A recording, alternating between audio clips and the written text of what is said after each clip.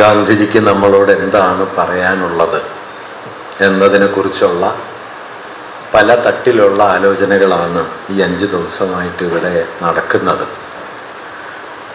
അതിലാദ്യത്തെ 2 പ്രഭാഷണങ്ങളിൽ എന്തുകൊണ്ട് ഗാന്ധി എന്ന വിഷയത്തെ മുൻനിർത്തിയും ഗാന്ധി മുന്നോട്ട് വെച്ച പ്രതിരോധ മാർഗത്തിൻ്റെ സവിശേഷതകളെ മുൻനിർത്തിയും സച്ചിദാനന്ദൻ മാഷും ഡോക്ടർ ടി.വി. മധുവും കഴിഞ്ഞ 2 ദിവസങ്ങളിലായി വളരെ സൂക്ഷ്മമായ പല ആലോചനകൾ നിങ്ങൾക്ക് മുമ്പാകെ അവതരിപ്പിച്ചിട്ടുണ്ട്. ഇനി തുടർന്നു വരുന്ന 3 ദിവസങ്ങളിലായി ഗാന്ധി എങ്ങനെയാണ് ഹിന്ദുത്വത്തിൻ്റെ രാഷ്ട്രീയ അജണ്ടയെ ആഴത്തിൽ പ്രതിരോധിച്ചത് എന്നതിനെ സംബന്ധിക്കുന്ന 3 പ്രഭാഷണങ്ങളാണ് ഞാൻ നടത്തുന്നത്. ഈ 3 പ്രഭാഷണങ്ങളും പരസ്പരം ബന്ധിപ്പിക്കപ്പെട്ടിരിക്കുന്നത് ഹിന്ദുത്വത്തിൻ്റെ രാഷ്ട്രീയ അജണ്ടയ്ക്കെതിരായ വളരെ ആഴമേറിയ ചില വിമർശനങ്ങൾ ഗാന്ധിയുടെ ദേശീയതാ സങ്കല്പത്തിലും ഗാന്ധിയിലുള്ള ആധുനികതയോടുള്ള സംവാദങ്ങളിലും അടങ്ങിയിട്ടുണ്ടെന്നും അതാണ് ഗാന്ധിജിയെ ഹിന്ദുത്വത്തിൻ്റെ ഒരു വലിയ രാഷ്ട്രീയ വിമർശകനാക്കി മാറ്റിയത് എന്നുമുള്ള ഒരു വീക്ഷണം അവതരിപ്പിക്കാനാണ് ഞാൻ ശ്രമിക്കുന്നത്. 3ാമത്തെ പ്രഭാഷണം മുഖ്യമായും ഗാന്ധി വധവും അതിനു പിന്നിലെ ഹൈന്ദവ വർഗീയതയുടെ ഗൂഢാലോചനകളെയും കേന്ദ്രീകരിച്ചാണ്. അങ്ങനെ പ്രത്യക്ഷമായി അതിനെ കേന്ദ്രീകരിച്ചായിരിക്കുമ്പോൾ തന്നെ ഇന്നും നാളെയും നടത്തുന്ന പ്രഭാഷണങ്ങളും വിശാലാർത്ഥത്തിൽ ഹിന്ദുത്വത്തിൻ്റെ രാഷ്ട്രീയ അജണ്ടയോടുള്ള ഗാന്ധിയുടെ പലതരത്തിലുള്ള വിയോജിപ്പുകളെ, ആ വിയോജിപ്പിൻ്റെ പ്രാധാന്യത്തെ സൂചിപ്പിക്കാനുള്ള ഒരു ശ്രമമാണ് എന്ന് ഞാൻ ആമുഖമായി പറയാൻ ആഗ്രഹിക്കുന്നു. കാരണം ഗാന്ധിജി ഹിന്ദുത്വത്തെ എതിർത്തത്, ഹൈന്ദവ വർഗീയതയെ എതിർത്തത് അതിൻ്റെ ഏറ്റവും പ്രകടമായ, അതിൻ്റെ അക്രമോത്സുകമായ ഒരു രാഷ്ട്രീയ സംഘാടനം എന്ന യുക്തിയെ മാത്രം മുൻനിർത്തിയല്ല.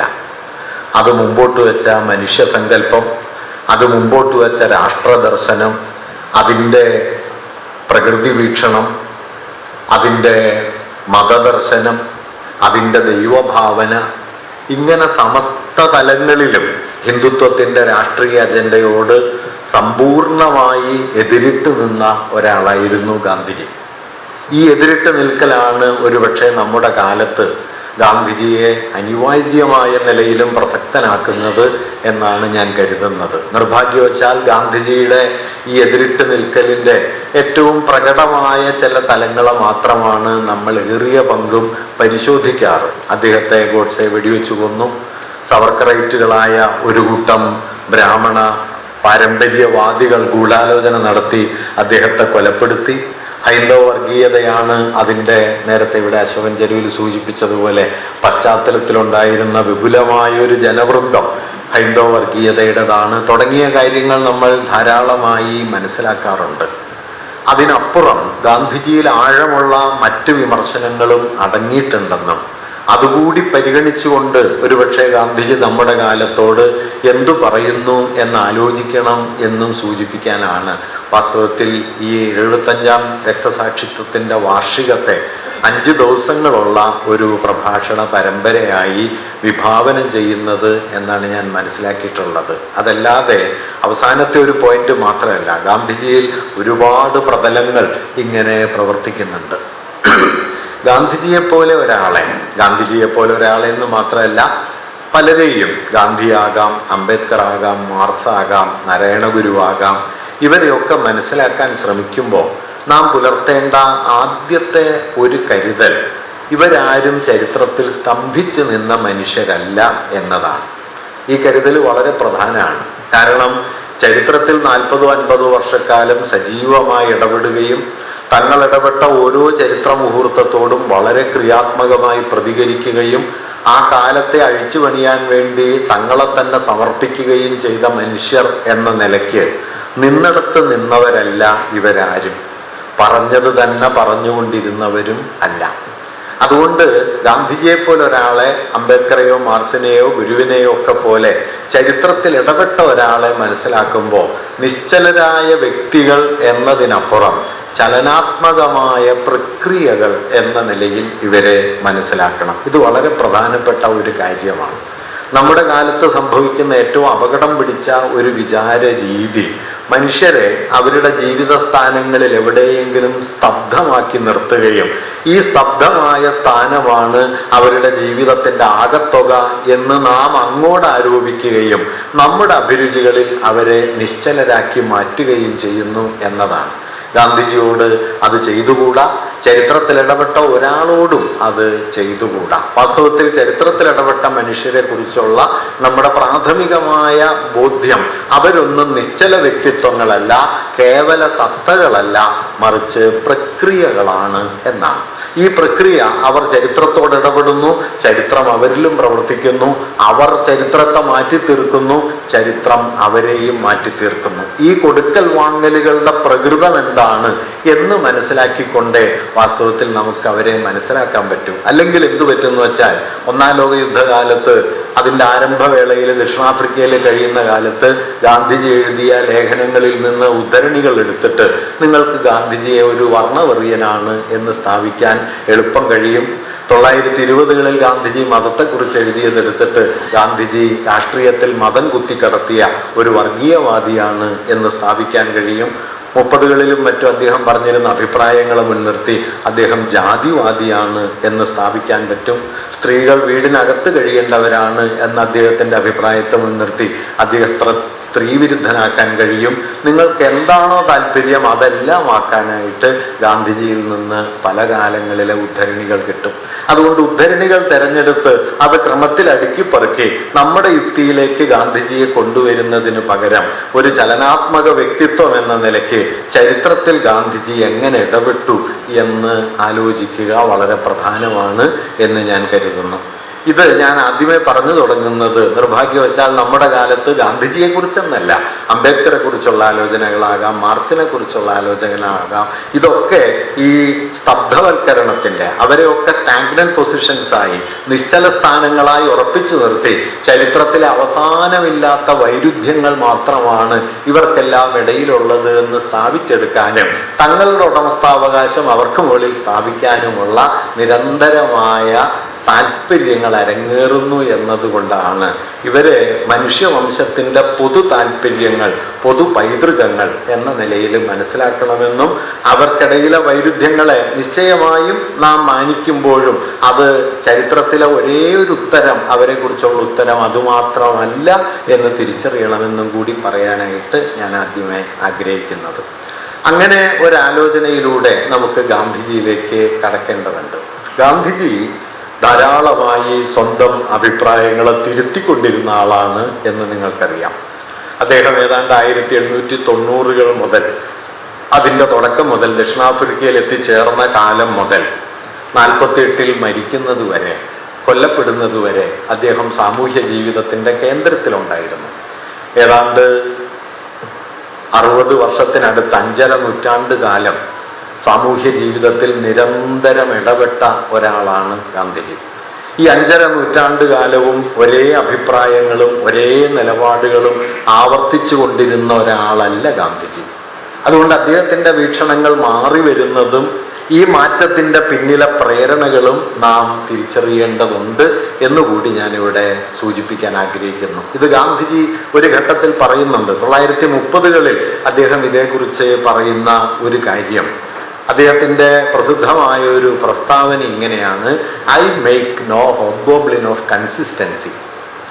അഭിപ്രായ സ്ഥിരതയുടെ ദുർഭൂതത്തെ ഞാൻ കൊണ്ട് നടക്കുന്നില്ല. If I am true to myself from moment to moment, I do not mind the inconsistencies that may flung in my face. ജീവിക്കുന്ന ഓരോ നിമിഷത്തോടും ഞാൻ സത്യസന്ധനാണെങ്കിൽ എൻ്റെ മുഖത്ത് വന്നു വീഴുന്ന അസ്ഥിരതകളെ കുറിച്ച് ഞാൻ വ്യാകുലപ്പെടുന്നുമില്ല. ഇത് വളരെ പ്രധാനപ്പെട്ട ഒരു ഒബ്സർവേഷനാണ്. ജീവിതത്തിൻ്റെ ഓരോ നിമിഷത്തോടും സത്യസന്ധനായിരിക്കുന്ന ഒരാൾക്ക്, പണ്ട് വിജയൻ മാഷ് പറയുന്നത് പോലെ, പറഞ്ഞത് തന്നെ പറഞ്ഞുകൊണ്ടിരിക്കാൻ പറ്റില്ല. അയാൾക്ക് മാറി വരുന്ന ജീവിത യാഥാർത്ഥ്യങ്ങളോട് എൻഗേജ് ചെയ്യേണ്ടതായിട്ട് വരും. അങ്ങനെ മാറി വരുന്ന ജീവിത യാഥാർത്ഥ്യങ്ങളോട് എൻഗേജ് ചെയ്യാൻ ശ്രമിക്കുന്ന സമയത്ത് ഇൻകൺസിസ്റ്റൻസി എന്നത്, അസ്ഥിരത എന്നത് വലിയൊരു കുറ്റകൃത്യമല്ല എന്ന് നമുക്ക് വലിയ മനുഷ്യരെ നോക്കിയാൽ കാണാൻ പറ്റും. ബസവേശ്വരന്റെ പഴയ വാക്യം പോലെ ഉറച്ചു നിന്നവർ ഒലിച്ചുപോയി, ചലിച്ചിരുന്നവർ പിടിച്ചു നിന്നു എന്ന് നാം മനസ്സിലാക്കുന്നത് അങ്ങനെയാണ്. കാരണം അവർ ചലിക്കുന്നത് അവരുടെ സ്വാർത്ഥത്തെ മുൻനിർത്തിയല്ല. ചരിത്രം മാറുന്നു, ജീവിത ഗതി മാറുന്നു, അതിൻ്റെ യാഥാർത്ഥ്യത്തെ അവർ അഭിസംബോധന ചെയ്യുന്നു. അവരുടെ മാറ്റത്തിൻ്റെ പിന്നിലുള്ള ഒരു അടിസ്ഥാന പ്രേരണ അതാണ്. ഗാന്ധിജി ഇന്ന് നാം ചർച്ച ചെയ്യുന്ന ഒരു വിഷയം ഗാന്ധിജിയും ആധുനികതയുമായുള്ള സംവാദങ്ങൾ എന്ന നിലയിലാണ്. ഒരു നിലയിൽ ഒരു കൗതുകമുള്ള വിഷയമാണ്. കാരണം ഗാന്ധിജി ആധുനികതയ്ക്കെതിരാണ് എന്ന് തീർപ്പാക്കപ്പെട്ട നിലയിലാണ് മിക്കവാറും നാം ഗാന്ധിജിയെ മനസ്സിലാക്കി വരുന്നത്. നമ്മുടെ നാട്ടിൽ ഉള്ള ഒരു പ്രധാനപ്പെട്ട പരിപാടി എന്താണെന്ന് വെച്ച് കഴിഞ്ഞാൽ ബൈനറികൾ ഉണ്ടാക്കലാണ്, വിപരീത ദ്വന്ദ്ങ്ങൾ ഉണ്ടാക്കലാണ്. അതുകൊണ്ട് ഇന്ത്യയിലെ ആധുനികതയുടെ പ്രതിനിധി നെഹ്റു ആണെന്നും ഗാന്ധി ആധുനികതയുടെ വിപരീതമാണ് എന്നും നാം കഴിഞ്ഞൊരു 10-40 കൊല്ലമായിട്ടോ 50 വർഷമായിട്ടൊക്കെ പറഞ്ഞുറപ്പിച്ച് വച്ചിട്ടുണ്ട്. അതുകൊണ്ട് ആധുനിക വിരുദ്ധനായ, മതവാദിയായ, കേവല അധ്യാത്മവാദിയായ, പാരമ്പര്യവാദിയായ ഒരാളായി ഗാന്ധിജിയെ പ്രതിഷ്ഠിക്കുക എന്നത് ഇന്ത്യയിൽ ദീർഘകാലമായിട്ട് നടന്നു വരുന്ന ഒരു വിചാര രീതിയാണ്. ഇതിൻ്റെ ഗുണഭോക്താക്കൾ പലരുണ്ട്. അതിലൊരു കൂട്ടര് ആധുനികതാ മൂല്യങ്ങൾക്കെതിരെ നിലകൊള്ളുന്ന വർഗീയവാദികളാണ് എന്നതും നാം ഓർക്കേണ്ടതുണ്ട്. അതുകൊണ്ട് എന്തായിരുന്നു ഗാന്ധിജിയും ആധുനികതയും തമ്മിലുള്ള വിനിമയങ്ങൾ എന്നത് നാം കുറച്ചുകൂടി സൂക്ഷ്മമായിട്ട് ആലോചിക്കേണ്ടതുണ്ട്. അങ്ങനെ ആലോചിക്കാൻ തുടങ്ങുമ്പോൾ ഒന്നാമതായി തിരിച്ചറിയേണ്ട ഒരു കാര്യം, ആധുനികത എന്ന്, മോഡേണിറ്റി എന്നതിൻ്റെ മലയാള പരിഭാഷ എന്ന നിലയിലാണ് ആധുനികത എന്ന് നാം പറയുന്നത്. ആധുനികത എന്നത് ഏകമാനവും സുനിശ്ചിതവുമായ ഒരൊറ്റ പ്രതലത്തിൽ നിലകൊള്ളുന്ന ഒന്നല്ലെന്നും ആധുനികതയ്ക്കുള്ളിൽ തമ്മിൽ പോരടിക്കുന്ന ധാരാളം ബലങ്ങൾ ഉണ്ടായിരുന്നു എന്നും ആ ബലങ്ങൾ തമ്മിലുള്ള നിരന്തരമായ സംവാദങ്ങളും സംഘർഷങ്ങളും കൂടി ഉൾപ്പെട്ടതാണ് ആധുനികത എന്നും, മറ്റൊരു നിലയ്ക്ക് പറഞ്ഞാൽ ആധുനികത ഒരു കേവല സത്തയോ നിത്യമായ കുറേ മൂല്യങ്ങളോ അല്ല, വൈരുദ്ധ്യാത്മകമായ ഒരു ചരിത്ര പ്രക്രിയയാണ് എന്ന് നാം ആദ്യം തിരിച്ചറിയണം. ഇതിലെന്തിനോടാണ് ഗാന്ധിജി ഇടഞ്ഞത്, എന്തിനോടാണ് അദ്ദേഹം സംവദിച്ചത്, എന്തിനെയാണ് സ്വീകരിച്ചത് എന്ന് വേറിട്ട് മനസ്സിലാക്കിയില്ലെങ്കിൽ നാം ആധുനികതയെ ശാശ്വതവൽക്കരിക്കും, ആധുനികതയെ സത്താവൽക്കരിക്കും, കേവലമായ ഒരു സ്ഥാനമായി പ്രതിഷ്ഠിക്കും, മറുപുറത്ത് ഗാന്ധിജിയെയും പ്രതിഷ്ഠിക്കും. അതുകൊണ്ട് ഗാന്ധി ഒരു ആധുനിക വിരുദ്ധനാണ് എന്ന തീർപ്പിൽ എത്തിച്ചേരുകയും ചെയ്യും. അതുകൊണ്ട് ഗാന്ധിജിയെ ഒരു പ്രക്രിയയായി മനസ്സിലാക്കണമെന്ന് ഞാൻ പറഞ്ഞതുപോലെ നാം ഒരു പ്രക്രിയാരൂപത്തിൽ മനസ്സിലാക്കേണ്ട ഒന്നാണ് ആധുനികത എന്ന ചരിത്ര സന്ദർഭവും. അതിൻ്റെ വിശദാംശങ്ങളിലേക്ക് ഞാൻ അല്പം കൂടി കഴിഞ്ഞു വരാം. ഇവിടെ ഒരു കാര്യം കൂടി ഞാൻ ഗാന്ധിജിയുടെ ഒരു നിരീക്ഷണം എന്ന നിലയിൽ അവതരിപ്പിക്കാൻ ആഗ്രഹിക്കുന്നു. അത് തന്നെക്കുറിച്ച് തന്നെയുള്ള അദ്ദേഹത്തിൻ്റെ ഒരു ഒബ്സർവേഷനാണ്. ഒരു നിരീക്ഷണം ഞാൻ പറഞ്ഞു, എനിക്ക് അഭിപ്രായ സ്ഥിരത എന്നത് ഒരു ദുർഭൂതമാണ്. ഹോബ്ഗോബ്ലിൻ എന്ന വാക്ക് അദ്ദേഹം എമേഴ്സണിൽ നിന്ന് കണ്ടുപിടിക്കുന്നതാണ്. എമേഴ്സൺ അദ്ദേഹത്തിൻ്റെ ചിന്താജീവിതത്തെ സ്വാധീനിച്ച പ്രധാനപ്പെട്ട ഒരു പാരമ്പര്യത്തിൻ്റെ പ്രതിനിധിയാണ്. എമേഴ്സൺ ഒറ്റക്കൊരാളല്ല. Emerson, Henry Thoreau, John Ruskin, Tolstoy, Carpenter, ഇങ്ങനെ ഒരു കൂട്ടം ചിന്തകന്മാരെ ഗാന്ധിജി വലിയ തോതിൽ ആശ്രയിക്കുന്നുണ്ട്. ഈ ചിന്തകന്മാരെ പൊതുവിൽ പരിഗണിച്ചാൽ നാം കാണുന്ന ഒരു കാര്യം, 18-ാം നൂറ്റാണ്ടൊടുവിലും 19-ാം നൂറ്റാണ്ടിന്റെ ആരംഭത്തിലുമൊക്കെ ആദ്യകാല ആധുനികത വ്യാവസായിക നാഗരികതയായി പരിണമിക്കുന്ന സമയത്ത്, ഏർലി മോഡേണിസം എന്നത് ഇൻഡസ്ട്രിയൽ മോഡേണിറ്റിയായി പരിണമിക്കുന്ന ഒരു സമയത്ത് അതിനോട് വളരെ വിമർശനാത്മകമായ നിലപാടെടുത്ത ഒരു ചിന്താ പാരമ്പര്യത്തിൻ്റെ പ്രതിനിധികളാണ് ഇവർ എന്നത് നാം വേറിട്ട് കാണണം. ഇവരാരും വെറും യാഥാസ്ഥിതികരോ വെറും കാൽപ്പനികരോ അല്ല, മറിച്ച് പുതുതായി രൂപപ്പെട്ടു വരുന്ന വ്യാവസായിക നാഗരികത ഉളവാക്കുന്ന പ്രതിസന്ധികളോട് സവിശേഷമായ നിലയിൽ പ്രതികരിക്കാൻ 19-ാം നൂറ്റാണ്ടിൽ പല രൂപത്തിൽ ശ്രമിച്ച ആളുകളാണ് വാസ്തവത്തിൽ ഇവരെല്ലാം. ഈ പാരമ്പര്യത്തിൽ ഒരാളാണ് എമേഴ്സൺ. എമേഴ്സന്റെ വാക്കിൽ നിന്നാണ് ഈ ഹോബ്ഗോബ്ലിൻ എന്ന വാക്ക് ഗാന്ധിജി സ്വീകരിക്കുന്നത് എന്നാണ് എനിക്ക് തോന്നിയിട്ടുള്ളത്. എമേഴ്സൺ അത് ഉപയോഗിക്കുന്നുണ്ട്. അത് വെച്ചാണ് അദ്ദേഹം പറയുന്നത്, ഞാൻ അഭിപ്രായ സ്ഥിരതയുടെ ഈ ദുർഭൂതത്തെ കൊണ്ടു നടക്കുന്നില്ല എന്നത്. തന്നെ കുറിച്ചുള്ള ഗാന്ധിയുടെ മറ്റൊരു പ്രഖ്യാതമായ നിരീക്ഷണം ഇങ്ങനെയാണ്. നമ്മൾ ഗാന്ധിസം എന്ന് പറയും. വാസ്തവത്തിൽ ഗാന്ധി അങ്ങനെ ഒരു വീക്ഷണത്തിനെതിരായിരുന്നു. അദ്ദേഹം പറയുന്നത് ഇങ്ങനെയാണ്: I do not know who is a Gandhian. ആരാണ് ഒരു ഗാന്ധിയൻ എന്ന് എനിക്കറിയില്ല. Gandhism is a meaningless word for me. എന്നെ സംബന്ധിച്ച് ഗാന്ധിസം എന്നത് നിരർത്ഥകമായ ഒരു വാക്കാണ്. An ism follows the propounder of a system. ഒരു ഇസം എന്ന് പറയുന്നത് അതിൻ്റെ സ്ഥാപകന്റെ, അതിൻ്റെ അവതാരകനെ പിന്തുടരുന്ന ഒന്നാണ്. അതിൻ്റെ അവതാരകനെ പിന്തുടരുകയാണ് ചെയ്യുന്നത്. I am not one, hence I cannot be the cause of an ism. അങ്ങനെ ഒരു ഇസത്തിന്റെ അവതാരകനല്ല ഞാൻ. അതുകൊണ്ട് തന്നെ ഗാന്ധിസം എന്ന ഒരു ഇസത്തിന്റെ പ്രാരംഭ സ്ഥാനമാകാൻ എനിക്ക് കഴിയുകയും ഇല്ല. If one is built up, it will not endure. അങ്ങനെ ഒന്ന് നിങ്ങൾ പണിതീർത്താൽ, ഗാന്ധിസം എന്ന ഒരു ഇസം പണിതീർത്താൽ അത് നിലനിൽക്കുകയില്ല. And if it does, it will not be Gandhism. ഇനി നിങ്ങൾ അങ്ങനെ ഒന്ന് ഉണ്ടാക്കിയെടുക്കുകയാണെങ്കിൽ അത് ഗാന്ധിസം ആവുകയുമില്ല.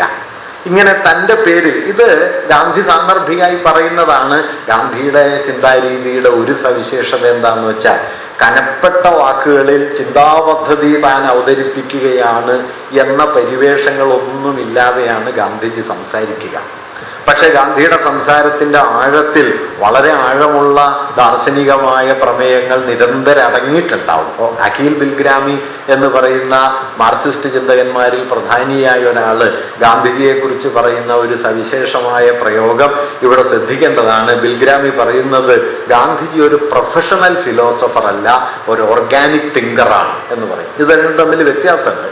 ഒരു പ്രൊഫഷണൽ ഫിലോസഫർ തത്വചിന്തയുടെ പദാവലികൾ ഉപയോഗിച്ച് അതിൻ്റെ സമ്മർദ്ദങ്ങൾക്കകത്ത് സുനിശ്ചിതവും ക്രമീകൃതവുമായ രീതിയിൽ സംസാരിക്കുമ്പോൾ, ഒരു ഓർഗാനിക് തിങ്കർ ജീവിതത്തിന്റെ നടുക്കിറങ്ങി നിൽക്കുകയും ആ നടുക്കിറങ്ങി നിന്നുകൊണ്ട് താൻ അനുഭവിച്ചതിനെ ഏറ്റവും സരളമായി ആവിഷ്കരിക്കാനായിട്ട് ശ്രമിക്കുകയും ചെയ്യും. ഈ വാക്യത്തിലും മേലുദ്ധരിച്ച വാക്യത്തിലും അങ്ങനെ ഒരു ഉള്ളടക്കമുണ്ട് എന്ന് ഞാൻ കരുതുന്നു. കാരണം ആധുനികത എന്ന് പറയുന്നത് പൊതുവെ സുനിശ്ചിതവും അന്തിമ സ്വഭാവമുള്ളതും ആദിമധ്യാന്ത പൊരുത്തമുള്ളതുമായ വിചാര രീതികളെ ഉയർത്തിക്കൊണ്ടുവരാൻ ശ്രമിച്ച ഒരു കാലമാണ്. ആദിമധ്യാന്ത പൊരുത്തത്തോടെ എല്ലാറ്റിനെയും വിശദീകരിക്കാൻ കെൽപ്പുള്ളത് എന്ന് കരുതപ്പെടുന്ന ചിന്താ പദ്ധതികൾ പല രൂപത്തിൽ അവതരിപ്പിക്കപ്പെട്ട ഒരു കാലമാണ്. പൊതുവെ പറഞ്ഞാൽ 18-ാം നൂറ്റാണ്ടിലെ ജ്ഞാനോദയ കാലം മുതൽ ഏതാണ്ട് 2ാം ലോക യുദ്ധാനന്തരം വരെ നീണ്ടു നിൽക്കുന്ന ആധുനികതയുടെ ജീവിതകാലം. പല ചിന്താ പദ്ധതികൾ വന്നു. ഓരോ ചിന്താ പദ്ധതികളും യാഥാർത്ഥ്യത്തെ അന്തിമമായി ഞങ്ങൾ വിശദീകരിച്ചിരിക്കുന്നു എന്ന് പ്രഖ്യാപിക്കുകയുണ്ടായി. യാഥാർത്ഥ്യത്തെ ഉടനീളം വിശദീകരിക്കാനുള്ള ശേഷി ഈ പദ്ധതിക്കുണ്ട് എന്നൊരു തോന്നല് ഓരോ ഘട്ടത്തിലും ഉണ്ടായി. അങ്ങനെ ഉദ്ഗ്രഥിതവും സമഗ്രവും ആദിമധ്യാന്ത പൊരുത്തമുള്ളതും അന്തിമവുമായ ജ്ഞാനരൂപങ്ങൾ, വിജ്ഞാന വ്യവസ്ഥകൾ, വിചാരക്രമങ്ങൾ അവതരിപ്പിച്ചുകൊണ്ടാണ് പൊതുവെ ആധുനികതയുടെ ആലോചനാ രീതികൾ വികസിച്ചു വന്നത്, സൈദ്ധാന്തിക പദ്ധതികൾ വികസിച്ചു വന്നത് എന്ന് പറയാം.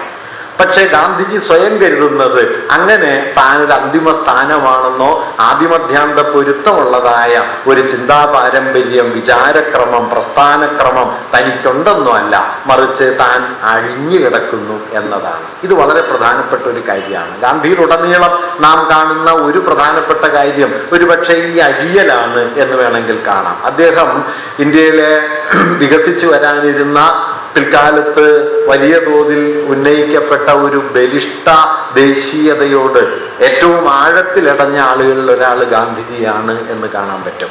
ആധുനികത ജന്മം നൽകിയ പ്രധാനപ്പെട്ട ഒരു സ്ഥാപനമായിരുന്നു ഈ ബലിഷ്ഠ ദേശം എന്നത്. ആ ദേശസങ്കല്പത്തോട് ആഴത്തിൽ ഗാന്ധിജി ഇടയുന്നുണ്ട്.